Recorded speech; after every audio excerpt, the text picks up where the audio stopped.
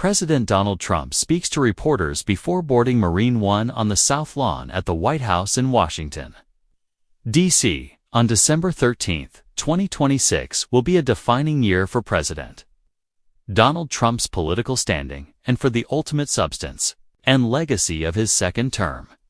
The new year will also unfold as a story of resistance to Trump. Democrats hope to break his imperial presidency by winning at least one chamber of Congress in November's midterm elections. The coming months will also test how far the Constitution and centers of power, like the courts, business, the media, and cultural institutions can bear his strongman zeal. From his first hours back in the White House last year, Trump administered unprecedented shock treatment to U.S. and international systems. He destroyed agencies such as the U.S. Agency for International Development, fired thousands of federal workers, set government prosecutors on his enemies, and mocked justice with pardons for January 6 rioters and supplicants. He demolished the White House's East Wing just because he could. Trump sent masked agents into U.S. cities to grab undocumented migrants, sometimes in error, and transported some to a dictator's prison in El Salvador. He ordered the National Guard into cities and cut funding for killer diseases like cancer to push Ivy League universities to toe his ideological line. His Health and Human Services Secretary Robert F. Kennedy Jr. is looking to mess with childhood vaccine schedules, even as the U.S. has seen its highest rate of measles cases in 30 years. Yet for Trump supporters, this crescendo of disruption represents a winning streak that is shaking up the country. Trump also brandishes new tax cuts as a huge victory, although some analysts argue that Americans will pay more in costs raised by tariffs than they get back from the IRS. And despite White House claims to be lifting up workers, the tax cuts mostly benefit the wealthiest Americans. But Trump was also as good as his word to shut down migrant crossings on the southern border, a key concern of voters in 2024. Abroad, Trump upended the global trading system with a tariff war. He snubbed allies, lionized tyrants, and demanded Canada become the 51st state. He is hankering after Greenland, while the U.S. Navy's gunboat diplomacy off Venezuela also highlights his bid for Western Hemisphere dominance. There's no sign normalcy will return in 2026. Last month, in Pennsylvania, Trump promised the storm is far from blowing itself out. We have 3 years and 2 months to go. And you know what that is in Trump time? 3 years and 2 months is called eternity. Whether Trump enshrines many of his wins of his torrid first year back in office into American life more permanently will depend on major events in 2026. The Supreme Court is expected to rule on whether Trump's reciprocal tariffs are constitutional, after justices seemed skeptical during a November hearing. A defeat would throw his trade policy into chaos and could curtail his use of emergency powers in a way that could define the presidency itself. Trump has also asked the High Court to wipe out birthright citizenship, another huge constitutional leap to reinforce his deportation drive. The case could create doubts over the status of potentially millions of people who were born Americans.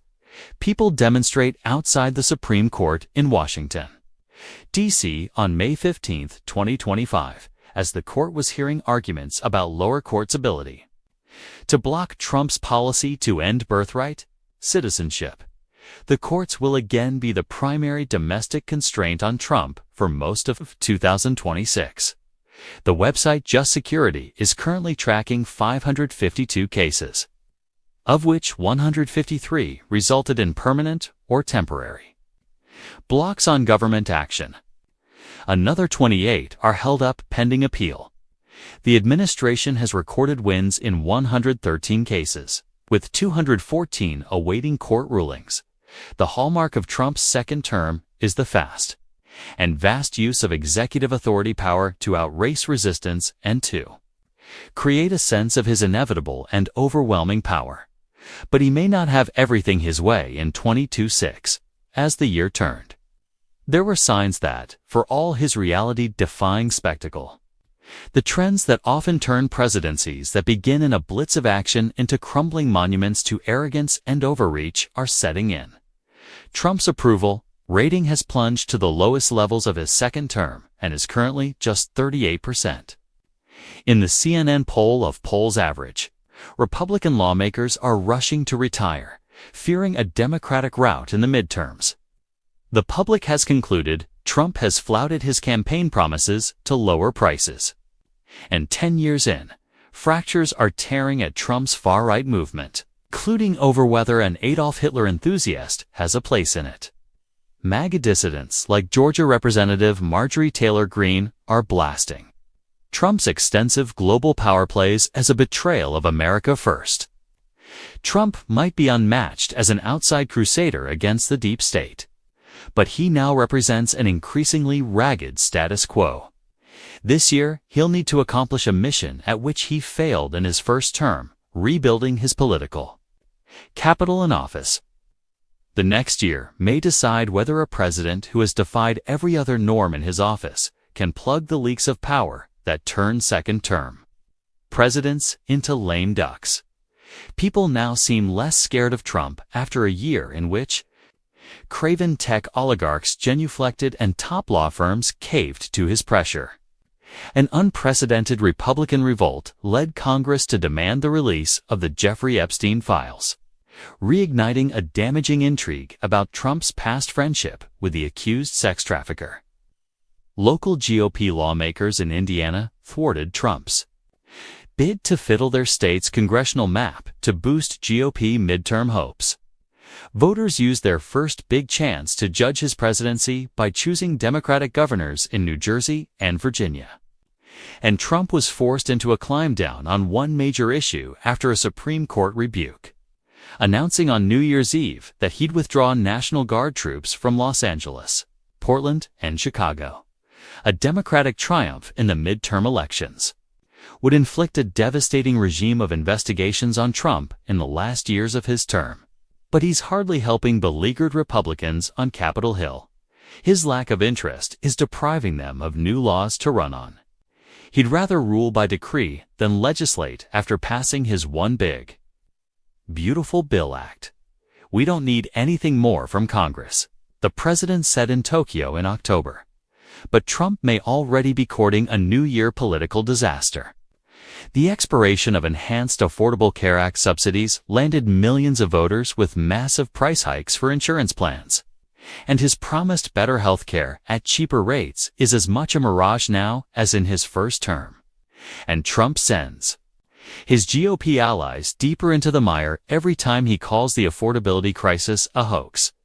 A person shops at a grocery store in New York on April 1. Trump's political fate will be tied to the economy in 2026. Any spikes in inflation or accelerating job losses could deal the GOP an impossible hand in the midterms. The president's growing obsession, meanwhile, with vanity projects like his new White House ballroom and a growing habit of slapping his name on everything upon which his eye alights, is reinforcing caricatures of an unstable Sun King in a gilded palace. So did an unhinged end-of-year primetime address in which he ranted at voters who don't recognize his A+++++ economic golden age. Trump turns 80 in June, so his health will be closely watched, especially since he's several times appeared to doze in White House events. Bruises appeared on the back of his hands, and he struggled to explain why he received an MRI. The president told the Wall Street Journal in an interview published Thursday that he'd had a CT scan and not an MRI as he'd previously stated. Trump's doctor told the Journal that the scan was done to rule out any cardiovascular issue and revealed no abnormalities. Trump and his aides say he's in excellent physical condition. Trump, one of the most significant political figures of the modern age, has repeatedly defied predictions of his eclipse.